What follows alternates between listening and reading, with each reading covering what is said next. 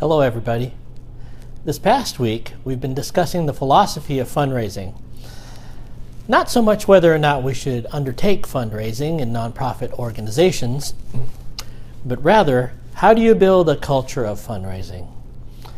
It's often said that nonprofit leaders are about mission, vision, values, and the difference that the organization makes. Fundraising, therefore, is an aside and is done when needed. This was part of the discussion in the previous chapter, and in this module, we looked at some of the attitudes and opinions about philanthropy in general.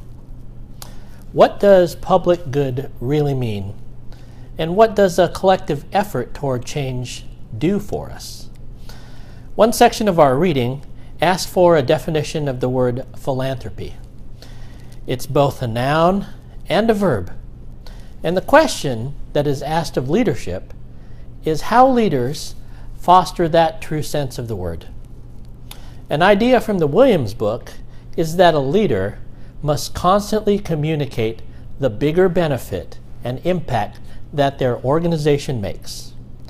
In addition, communicating generosity and gratitude are important. It is this spirit and inspiration that the leader can make a big difference. Additionally, we looked at one issue in fundraising, and that is privacy.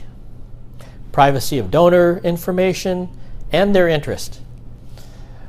Where should leaders draw the line when it comes to respecting donors' wishes and the needs of their organization, especially if they are not in alignment?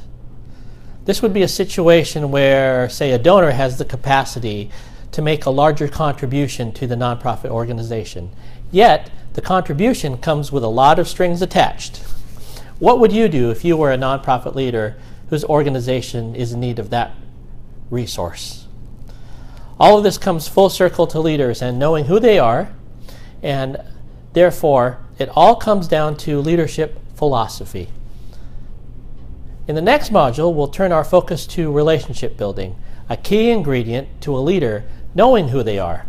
We'll look at different fundraising constituencies and ways to strengthen relationships with funders. It's not too early to think about your first paper, which will be due in a couple of weeks, so feel free to take a look at that assignment. It will be submitted at the end of Module 4. So for now, and as always, continue to post, and don't hesitate to contact me with any questions or concerns. I will see you online.